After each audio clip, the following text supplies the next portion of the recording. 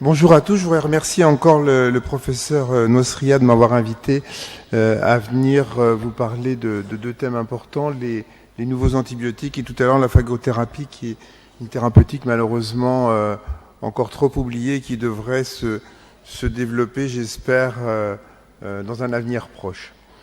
Alors il y a un certain nombre de diapositives que vous avez déjà vues, donc je pense que ça permettra d'aller un petit peu plus vite et de rattraper un petit peu le retard.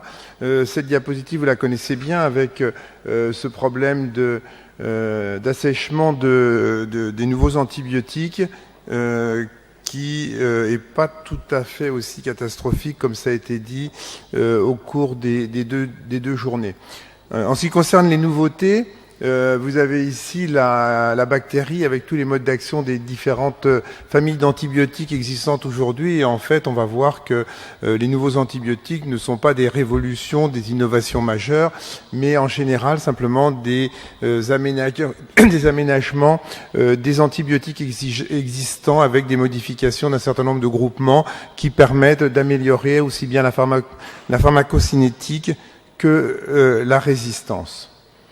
Alors pourquoi est-ce qu'on a si peu d'antibiotiques? Comme pour tous les médicaments, vous savez qu'il faut un temps important entre le moment où les brevets sont déposés et le moment où les produits arrivent sur le marché. Ils doivent passer un certain nombre de phases de développement avec des essais thérapeutiques d'abord chez des volontaires puis chez des patients, avec un coût important et une épuration petit à petit dans le temps qui ne fait que croître ces dernières années. Vous voyez par exemple pour l'augmentation du taux d'échec dans les essais cliniques qui pour la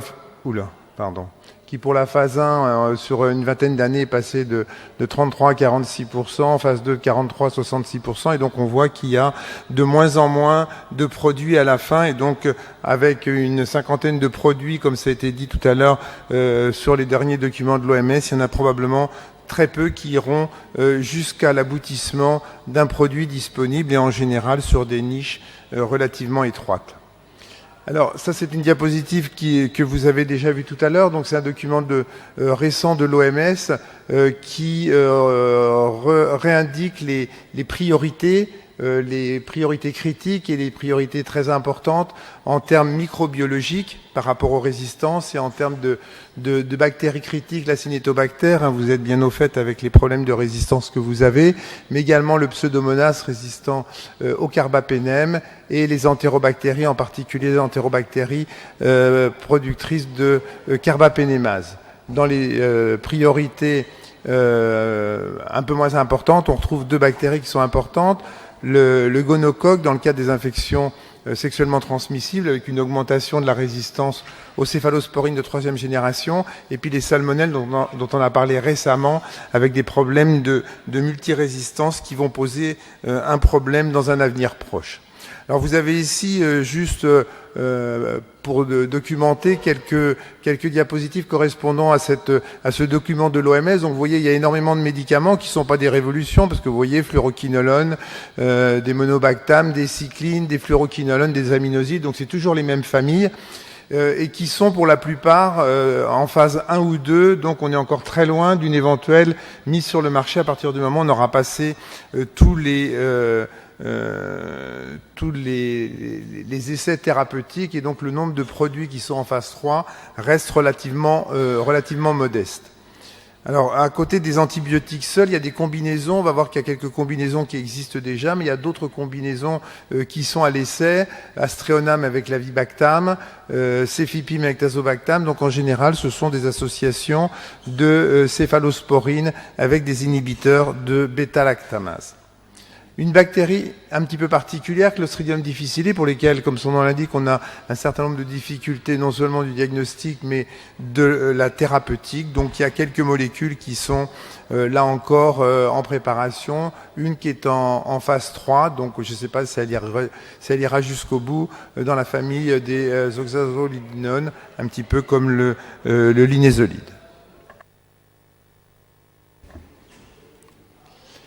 Un petit point sur les antibactériens biologiques, parce qu'on a parlé des antibiotiques, mais à côté des antibiotiques, il y a un certain nombre de produits que recommande l'OMS en termes de développement. Et les bactériophages dont je vous parlerai tout à l'heure, en fait, sont complètement absents de cette liste. On retrouve simplement deux produits qui sont en phase 1 et en phase 2, que vous voyez ici marqué phage-endolysine. Phage-endolysine, c'est simplement l'enzyme qui est produit par les bactériophages et qui est donc un produit stable, qui est facilement commercialisable avec des pharmacocinétiques qu'on connaît, mais pas du tout le côté vivant comme on pourra le voir tout à l'heure avec les bactériophages.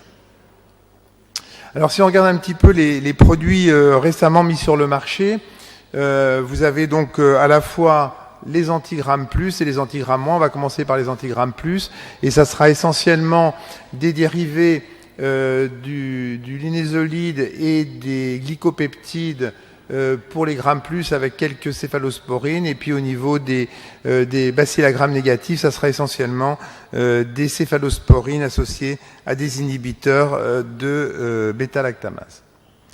Alors quand on regarde un petit peu donc l'évolution des produits, en tout cas chez nous mis sur le marché en termes d'antigrammes plus, en particulier d'antistaphylococcique, vous avez en 2006 la daptomycine et la tigecycline, c'est déjà un petit peu ancien, et puis les trois produits, le tédizolide et 2 céphalosporines qu'on va revoir un petit peu plus tard. Alors la daptomycine, c'est déjà un produit qui commence à dater un petit peu, donc qui est dérivé qui est un lipopeptide qui a un intérêt qui est actif sur les staphylocoques et qui a un intérêt en termes d'action sur les biofilms. Il y a une élimination par voie rénale avec une toxicité rénale qui est beaucoup moins importante qu'avec la vancomycine, mais par contre des problèmes au niveau musculaire avec des myopathies qui peuvent entraîner l'arrêt de cette thérapeutique. Et des indications qui restent relativement limitées, on va le voir dans tous ces produits antigrammes plus. Les principales indications sont des indications cutanées dans les mises sur le marché. Ce sont des produits qui sont un petit peu télécommandés, je dirais, au niveau américain. Et ils ont un problème extrêmement important de staphylocoque métirésistant, en particulier au niveau cutané, au niveau communautaire, ce qui a entraîné donc le développement de ces différents produits. Donc les indications qui ont été retenues, c'est essentiellement les infections compliquées de la peau et des tissus mous, les endocardites du cœur droit et les bactériémies quand elles sont associées à une endocardite infectieuse.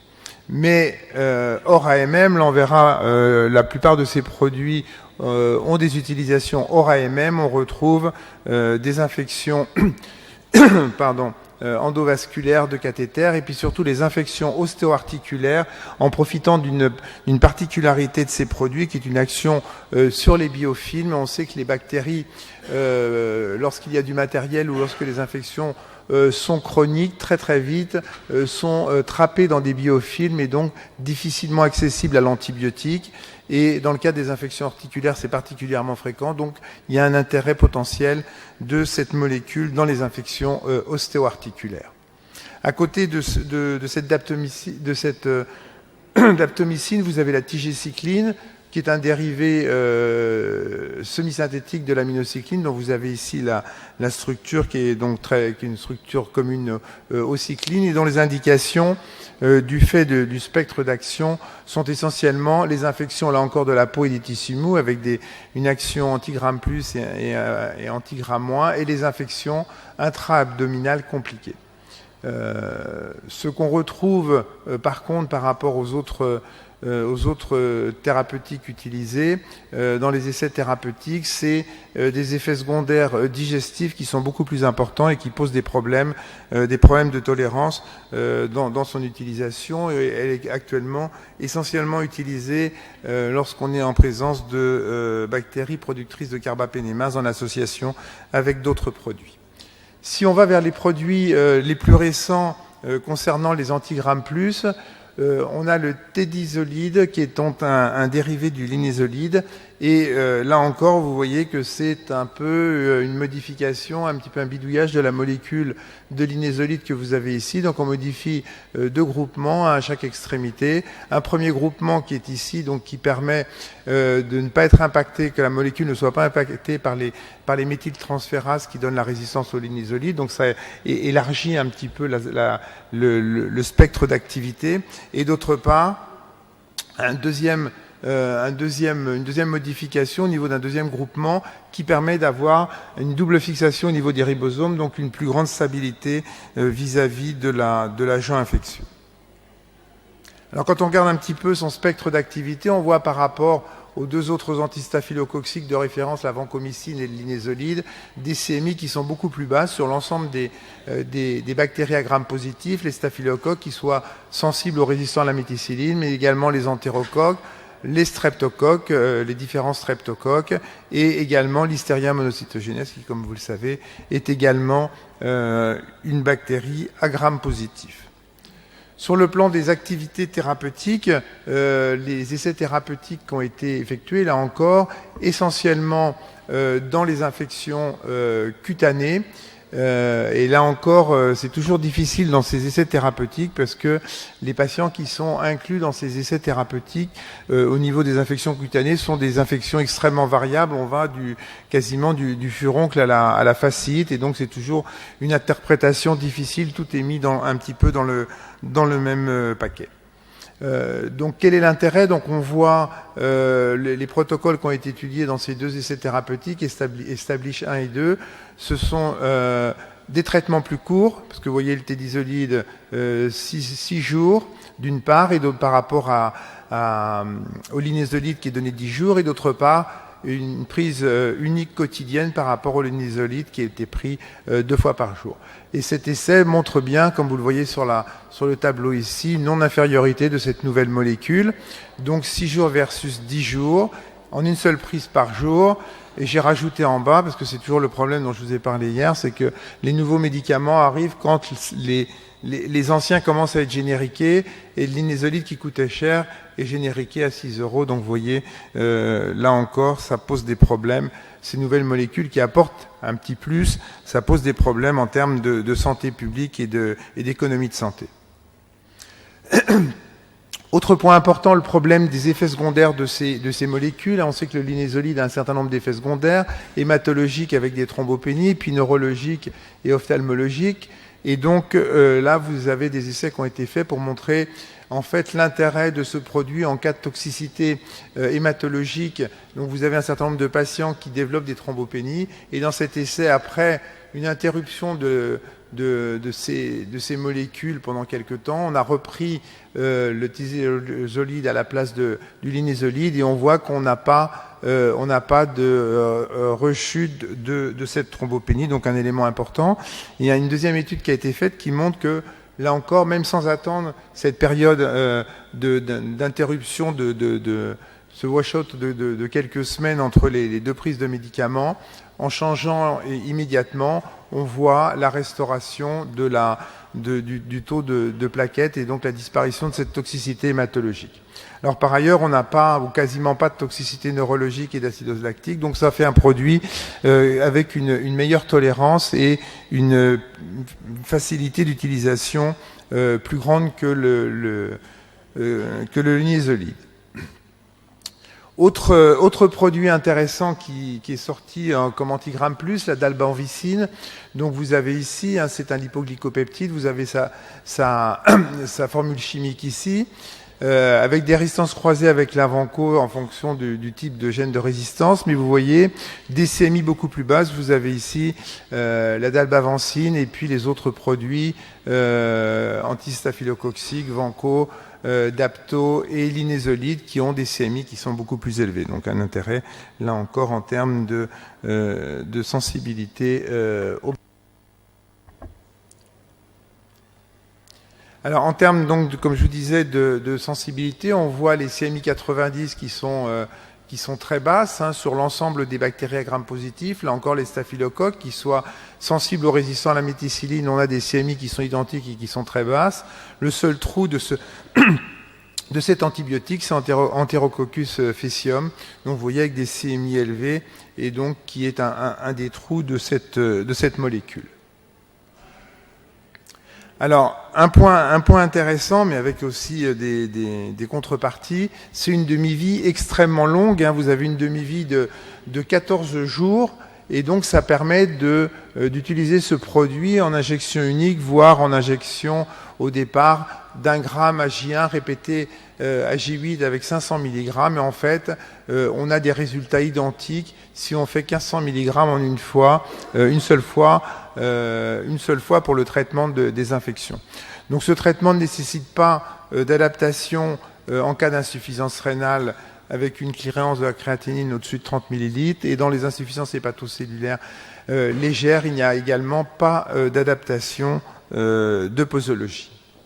Alors, en termes d'essais cliniques et d'efficacité, là encore, c'est essentiellement dans les infections cutanées que ce produit a été utilisé, et on retrouve une efficacité identique, une non-infériorité de ce produit par rapport à la vancomycine, avec comme différence une seule injection unique pour cet antibiotique, alors que la vancomycine nécessite des traitements biquotidiens durant au moins une dizaine de jours. Donc on voit en termes de simplification, voire de réduction d'hospitalisation, quelque chose de très intéressant. Comme pour les autres produits de cette famille, même si on est hors AMM, c'est l'utilisation dans les infections ostéo-articulaires, et il y a des essais qui ont commencé avec des séries qui ont été publiées avec 1500 mg à J1 et 1500 mg à J8, et on se retrouvait avec des concentrations tissulaires toujours efficaces au niveau osseux au bout de 2 mois, donc un intérêt certain pour ces infections qui nécessitent des traitements prolongés. Autre produit de la même famille, l'orithovancine, qui est également un lipoglycopeptide, avec une longue demi-vie aussi, d'une quinzaine de jours. Donc là aussi, pas d'ajustement en cas d'insuffisance rénale ou hépatique modérée. Point important, des concentrations intracellulaires élevées. Donc c'est intéressant pour des staphylocoques qui seraient intracellulaires avec des développements plus lents. Et un spectre d'activité très très large, comme vous le voyez, avec l'ensemble des bactéries à gram positif. Les essais cliniques, là aussi, pareil, vous voyez la même chose, dose unique, toujours dans les infections cutanées sévères, 1200 mg versus 10 jours de vanco, donc là encore, simplification du traitement, donc un intérêt potentiel dans les infections ostéo-articulaires, surtout avec biofilm, car il y a également une action anti-biofilm. Un des problèmes de cette longue demi-vie, c'est les effets secondaires, notamment des problèmes de toxidermie. Une fois que le produit est dans l'organisme, il y est pour 15 jours, 3 semaines, et donc la gestion est beaucoup plus difficile que si on avait une réaction avec la vancomycine, par exemple, que l'on peut arrêter immédiatement. Donc en résumé, vous avez ici donc les 3 produits dont je viens de vous parler, donc avec l'intérêt principal de la dalbavancine et de l'orithovancine, avec des demi-vies extrêmement longues, donc qui permettent une seule injection par semaine, voire une seule injection pour un traitement d'une quinzaine de jours, avec des résistances croisées à la vancomycine et des problèmes d'interférence avec l'INR, et donc des difficultés en termes de traitement anticoagulant par des héparines, par l'héparine. Et là encore, les indications AMM, ce sont des indications en fait surtout américaines, donc uniquement dans les infections cutanées sévères, même si vous l'avez vu, elles sont utilisées dans d'autres indications, en particulier en ostéo-articulaire. Alors on va changer de type de molécule, mais toujours dans le cadre des infections à gram positif, ce sont les céphalosporines. Donc il y a quelques céphalosporines qui ont élargi leur spectre au niveau des coccigram+, et en particulier du staphylocoque doré.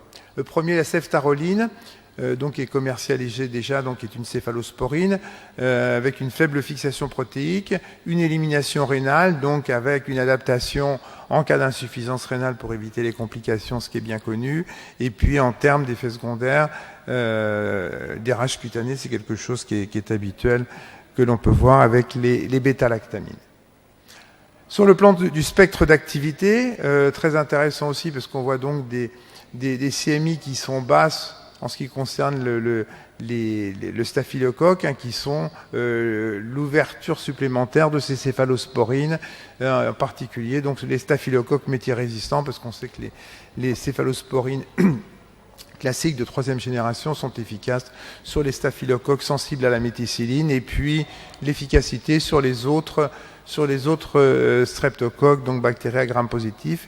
Et là encore, un problème avec les entérocoques, mais c'est bien connu pour les céphalosporines, inactifs sur Enterocoque fecalis, et puis surtout une prudence dans l'utilisation, parce qu'on commence à voir l'émergence de résistance de staphylocoques à ces produits, et on l'a vu déjà au long de ces deux journées que quasiment avant la mise sur le marché de ces antibiotiques, on retrouve déjà des résistances. Alors en termes l'intérêt de ces produits, c'est qu'en dehors de cette activité sur les grammes plus, et en particulier sur les staphylocoques résistants à la méticilline, ça reste des céphalosporines de 4e, 5e génération avec une activité anti-grammes moins, donc avec une activité sur les entérobactéries, quand elles ne sont pas sécréteurs de bêta-lactamase à large spectre, et par contre, pas d'activité anti-anaérobie, donc ça c'est important à savoir pour un certain nombre de ces molécules, on le reverra tout à l'heure en ce qui concerne les grammes moins. Point intéressant, quand vous associez cette céphalosporine à un inhibiteur de bêta-lactamase, l'avibactam, eh bien on restaure l'activité de cette molécule sur les entérobactéries sécrétrices de bêta-lactamase et on élargit le spectre aux pseudomonas. Donc ça fait une ouverture supplémentaire pour cette molécule devant les bactéries multirésistantes. Alors les essais thérapeutiques, c'est là encore essentiellement peau et tissu mou, donc vous voyez une équivalence d'activité de cette céphalosporine versus vancomycine et aztréonam, qui sont les deux comparateurs, donc la même efficacité de ces deux produits. Alors, ces produits ont également été testés sur les pneumopathies communautaires versus ceftriaxone. On a une efficacité, une non-infériorité. Au prix de la ceftriaxone, on comprend qu'on restera avec la ceftriaxone si on veut traiter une pneumopathie communautaire, et encore, il y a des molécules à bien moins large spectre qui sont utilisables pour les pneumopathies communautaires. Autre utilisation également de ces molécules, les bactériémies et les endocardites. Donc on a des traitements qui ont été faits, des traitements salvateurs pour des endocardites à staphylocoque résistant à la méticilline, avec toutefois une prudence, avec une surveillance au niveau de la numération en raison de neutropénie sévère parfois que l'on peut observer. Deuxième céphalosporine, active sur les grammes positifs, le ceftobiprole. Donc on voit là encore son spectre d'activité qui est extrêmement important, avec bien sûr le staphylocoque sensible à la méticilline, mais près de 100% des staphylocoques métillaires, les streptocoques, le pneumocoque, et une activité sur Enterocoque fecalis. Donc ça c'est intéressant par rapport aux autres molécules que l'on a vues juste avant. Et là encore, c'est une céphalosporine, donc on a une activité sur un certain nombre de bactéries à grammes négatifs, sur les entérobactéries, mais là encore, quand elles ne sont pas sécrétrices de bêta-lactamase à spectre élargi, et sur un certain nombre de souches de pseudomonas. Alors là encore, toujours la même chose, on se retrouve avec des études sur les infections cutanées avec une efficacité, une non-infériorité, et également, autre indication, autre AMM de ce produit, les pneumopathies nosocomiales avec le spectre que vous avez vu. Ce sont des médicaments qui peuvent être intéressants en fonction de l'épidémiologie bactérienne que l'on peut rencontrer. Dans les perspectives, la mucoviscidose avec le problème des bactéries qu'on rencontre, et en particulier le staph et le pseudomonas, mais également d'autres bactéries, les infections chez le diabétique, le pied diabétique, et les infections ostéo-articulaires, en particulier pour des traitements prolongés, voire des traitements avec des infections plurimicrobiennes. Voilà pour ce qui est des grammes positifs. Pour ce qui est des grammes négatifs, on a un petit peu moins, en tout cas aujourd'hui, de molécules à notre disposition, et on a essentiellement deux associations. Cette diapositive, vous l'avez déjà vue plein de fois, c'est pour vous montrer les différentes enzymes qui nous posent des problèmes, les BLSE, les carbapénémases avec les OXA48, les VIM, qui sont donc les enzymes qui permettent aux bactéries de se défendre vis-à-vis des méchants cliniciens qui donnent beaucoup d'antibiotiques. Alors, donc on voit ici les deux molécules dont on va parler. Ceftazidime, c'est connu, vous connaissez tous. On y rajoute un inhibiteur de bêta-lactamase qui est l'avibactam et qui va permettre d'élargir le spectre sur Pseudomonas et sur un certain nombre d'entérobactéries. Et la deuxième association, c'est une autre céphalosporine, le ceftolozane, qui va être associé à un inhibiteur que vous connaissez bien, qui est le tazobactam, et qui va là aussi permettre d'élargir aussi le spectre de manière identique. Donc voilà les deux associations dont je vais vous parler, avec pour l'avibactam un spectre très important sur la plupart des enzymes inhibant les bêta-lactamines. La seule enzyme qui n'est pas touchée, c'est les métalloenzymes. Pardon. C'est les métalloenzymes, les NDM et les VIM, et donc qui ne pourront pas être traités avec ces antibiotiques. Alors, comme toutes les bêta-lactamines, élimination urinaire, donc adaptation des posologies en fonction de la clearance de la créatinine, rien de nouveau. Et en termes d'efficacité, donc vous avez quelques données concernant les modèles expérimentaux de cette céphalosporine sur les infections pulmonaires à Pseudomonas chez la souris, et on voit une efficacité importante en termes de réduction bactérienne avec la ceftalozane, qui est à peu près identique au carbapénem, une diminution très importante en monothérapie, sans association dans ce cas-là, avec l'inhibiteur de bêta-lactamase. Autre indication intéressante, les infections urinaires communautaires, on en a parlé tout à l'heure, et on voit l'intérêt de ces associations qui permettent d'élargir le spectre. On voit par rapport à un traitement comparateur qui est la levofloxacine, une efficacité supérieure, c'est entre autres par le nombre d'entérobactéries résistantes au fluoroquinolone, mais on élargit de manière importante le spectre et ça fait une molécule supplémentaire qui éventuellement peut être utilisée à la place des carbapénem. Également dans les infections intra-abdominales, ce produit a été utilisé. Il ne faut pas oublier que je vous ai montré qu'il n'y avait pas d'action sur les anaérobies, donc pour qu'il y ait un comparateur, il faut y associer le métronidazole, et avec le comparateur par les carbapénem, on a une non-infériorité, donc ça peut être une épargne des carbapénem en termes thérapeutiques dans les infections intra-abdominales à germes multirésistants. Et puis il y a des essais qui sont en cours dans les pneumopathies acquises sous ventilation pour lesquels il n'y a pas actuellement d'AMM pour cette molécule. Alors deuxième association, avibactam, ceftazidime. Donc l'avibactam, on a déjà vu le spectre. Un des seuls problèmes et qui est important, c'est l'inaction sur les métalloenzymes. Et donc on a un élargissement de l'association ceftazidime-avibactam à très nombreuses bactéries résistantes avec les carbapénémases, en particulier avec les OXA48 qui sont fréquentes chez vous, qui sont les carbapénémases prédominantes, mais une inactivité vis-à-vis donc des NDM et VIM de carbapénémase. Alors ces traitements ont été utilisés dans les infections urinaires à Pseudomonas avec une efficacité importante. On voit donc que c'est l'association, elle est ici, donc on voit une supériorité de résultats cliniques et microbiologiques de cette association par rapport aux autres comparateurs qu'on pouvait avoir à notre disposition. Et ces produits ont également été utilisés en cas de sauvetage d'un certain nombre de patients qui a été en traitement compassionnel. Et on voit sur cette série de 38 patients, 26 patients qui ont guéri. C'est quand même tout à fait intéressant cette période de grande précarité d'antibiothérapie.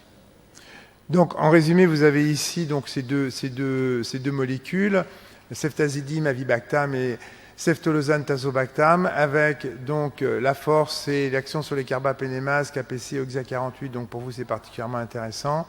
l'action sur le Pseudomonas de l'autre association, mais là encore, un certain nombre de faiblesses, les anaérobies, mais surtout en termes de résistance, les métallocarbapénémases pour l'association ceftazidime-avibactam.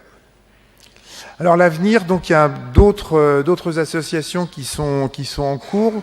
Donc vous avez là ceftaroline avibactam, astreonam avibactam.